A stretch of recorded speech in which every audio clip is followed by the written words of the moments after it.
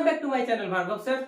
Today आप सभी को लिए हम लेके आ गए हैं ऑब्जेक्टिव्स ऑफ टीचिंग का सेकेंड पार्ट बी। तो प्रीवियस क्लास में हम लोग सीखा है जनरल ऑब्जेक्टिव्स क्या था टीचिंग के और इंस्ट्रक्शनल ऑब्जेक्टिव्स क्या था, ये हम लोग देखा है। तो आज क्या करना है, ऑब्जेक्टिव्स ऑफ टीचिंग के जो ब्लूम टैक्सोनॉमी है वो ब्लूम्स टैक्सोनॉमी के बारे में हम डिस्कस करेंगे। तो ब्लूम टैक्सोनॉमी क्या था, ये एक वेरी वेरी इंपॉर्टेंट टॉपिक है हमारा ये टीचिंग ऑब्जेक्टिव्स का, और इससे क्वेश्चन बनता ही बनता है हर एग्जाम में। तो इससे क्वेश्चन EMRS प्रिलिमिनरी एग्जामिनेशन भी आएगा, KVS में भी आएगा, NVS में भी आएगा, और जो क्या है बिहार स्टेट में तो आता ही है। ठीक है, तो चलो हम देख लेंगे ब्लूम टैक्सोनॉमी क्या बोलता है। Bloom taxonomy, this model is proposed in 1956 and named after Benjamin Bloom, an educational psychologist at the university of Chicago. तो शिकागो यूनिवर्सिटी का एक एजुकेशनल साइकोलॉजिस्ट था बेंजामिन ब्लूम। ये बेंजामिन ब्लूम ने क्या किया, ये बेंजामिन ब्लूम ने ये ब्लूम टैक्सोनॉमी को डिस्कवर किया था, प्रस्तावित किया था। और ये ब्लूम टैक्सोनॉमी में क्या था ये चीज हम लोग देख लेंगे। तो ये ब्लूम टैक्सोनॉमी में 3 मेजर डोमेन था। 3 मेजर डोमेन क्या है, 3 मेजर डोमेन में आता है cognitive domain, affective domain and psychomotor domain. तो इस 3 डोमेन को हम कैसे याद रखेंगे, इसके लिए एक ट्रिक्स लिखा है, जो ट्रिक्स का नाम है कैप। कैप मतलब C means cognitive domain, A means affective domain and P means psychomotor domain. इस थ्योरी को हम 3S थ्योरी भी कह सकता हो। ठीक है, तो 3S थ्योरी क्यों बोलते हैं, तो देख लो पहले चीज क्या है। जो हमारा फर्स्ट डोमेन आता है वो क्या है, कॉग्निटिव डोमेन। कॉग्निटिव मतलब प्रज्ञा, जो हिंदी में बोला जाता है प्रज्ञा। तो ये हेड है, इसको हम हेड बोलेंगे। उसके बाद हार्ट बोलेंगे, कि इसको हार्ट बोलेंगे, अफेक्टिव डोमेन। और नेक्स्ट आएगा हमारा साइकोमोटर, मतलब 2 हैंड आएगा। तो हेड, हार्ट एंड हैंड। तो ये 3 एज से हम ये थ्योरी को मेकअप करेंगे, मतलब पूरा कवर करेंगे। तो ये कॉग्निटिव डोमेन में हम क्या आएंगे, दिया हेड। हेड का काम क्या होता है, थिंकिंग, मतलब थिंकिंग, मेंटल स्किल्स का काम होता है हेड। तो इसलिए कॉग्निटिव डोमेन को हम बोलते हैं हेड। तो अब इसमें क्या होता है, मेंटल स्किल एंड नॉलेज। ठीक है, अब हम बोला है अफेक्टिव डोमेन को क्या बोला है, अफेक्टिव डोमेन को बोला है हार्ट। ठीक है, तो हार्ट में क्या होता है, फील करता है। क्या करता है, अरे मेरा दिल बहुत गड़बड़ हो गया, मेरा दिल बहुत दुखी है, मेरे कुछ चैन नहीं आ रहा है, मेरा दिल में बहुत परेशानी हो रहा है। मतलब क्या है, ये मेरा दिल, लेकिन ये काम तो होता है मेरा डोमेन, मतलब कॉग्निटिव डोमेन में, मतलब हेड में होता है, हाइपोथैलेमस में होता है। लेकिन हम क्या करते हैं, दिल के बात बोलते हैं, धड़कन, मेरे दिल धड़कता रहता है। मतलब क्या है, ये तो हम दिल के बात बोलते हैं, लेकिन काम करता है ये हाइपोथैलेमस काम करता है। तो ये अफेक्टिव डोमेन मतलब फीलिंग, ये फीलिंग को हम दिल के साथ कंपेयर किया है, जो हार्ट बोलते हैं। तो इसमें क्या है, एटीट्यूड एंड सेल्फ, मतलब जो जितना सारा फीलिंग स्टाइल से वो चीज को समझाने के लिए अफेक्टिव डोमेन की हम बात किया है हेड, हार्ट बोल के। तो क्या है, इसमें क्या क्या चीज है, रिसीविंग मतलब लिसनिंग, जो रिसीव करता है। ठीक है, लिसनिंग मतलब क्या, लिसनिंग करता है। रेस्पॉन्डिंग, पार्टिसिपेट, कुछ काम में पार्टिसिपेट किया है। वैल्यूइंग, इन्वॉल्विंग मतलब वैल्यूइंग मतलब इन्वॉल्व हुआ है। कंसेप्चुअलाइजेशन माने कंसेप्ट के बारे में जब कुछ हम आगे बढ़ेंगे तो उसको हम बोलते हैं कंसेप्चुअलाइजेशन। 5 नंबर है ऑर्गेनाइजेशन, जो कुछ काज को ऑर्गेनाइज करता है, जहां ऑर्गेनाइज का थॉट आता है उसको हम बोलते हैं ऑर्गेनाइजेशन। कैरेक्टराइजेशन मतलब चरित्रीकरण। ठीक है, और वैल्यू सिस्टम में चरित्रीकरण जो होता है उसको, वो कहाँ, कौन डोमेन में होता है, अफेक्टिव डोमेन में होते हैं। ठीक है, अब जब आता है साइकोमोटर, जब हम हैंड के बारे में बात बोला है, तो हैंड मतलब क्या होता है, मैनुअल स्किल, हम काम करते हैं हैंड से।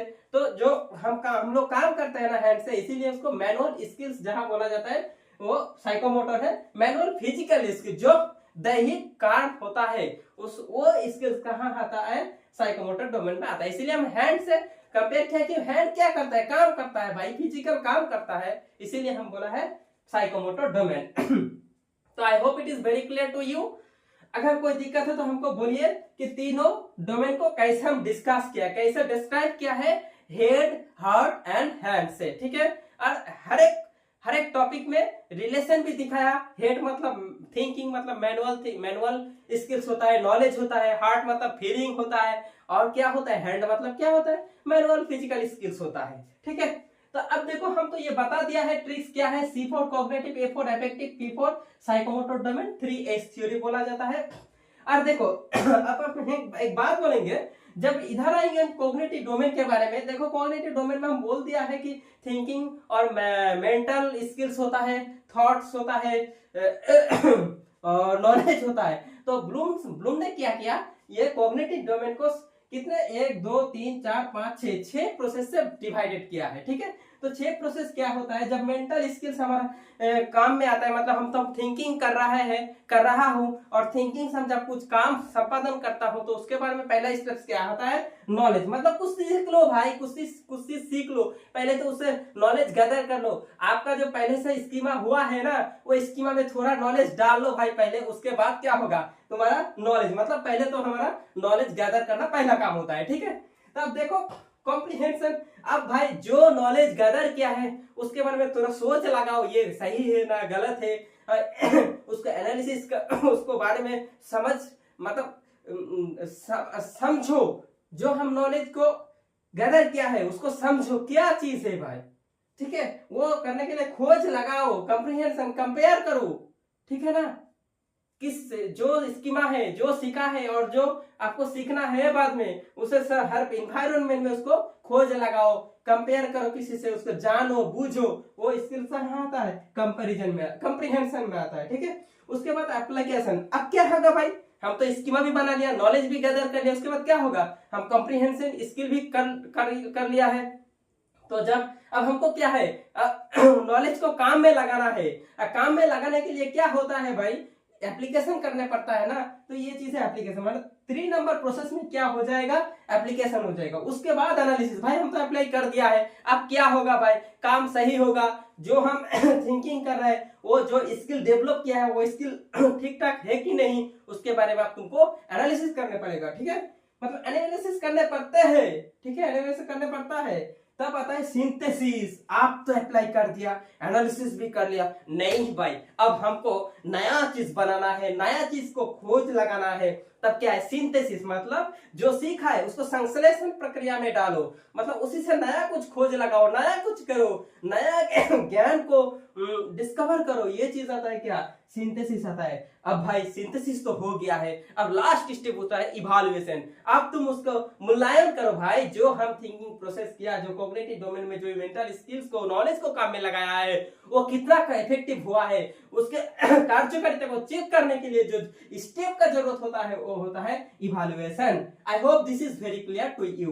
तो ये सारे से सारे कितना प्रोसेस है, 1 2 3 4 5 6 प्रोसेस आपको जानना बहुत जरूरी है। 6 प्रोसेस से आपको गुजरने पड़ेगा, गुजरने के बाद ही आपको नॉलेज का जो परिपूर्णता होता है वो परिपूर्णता आएगा, ठीक है।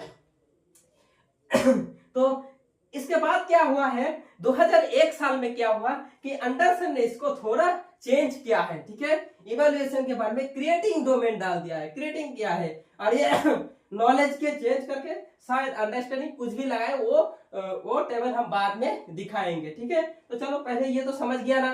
अच्छा किसी को दिक्कत है, आई होप कोई दिक्कत नहीं है। अच्छा ठीक है। अच्छा भाई एक काम करना, जो ये जो चीज है ना, ये चीज से क्वेश्चन कैसे आता है ये पूछ रहे हैं ना तुम, ठीक है।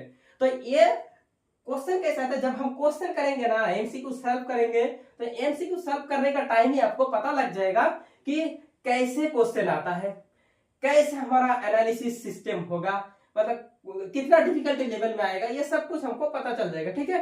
तो अच्छा चलो भाई नेक्स्ट टाइम क्या आता है, अफेक्टिव डोमेन तो हम बोल दिया है।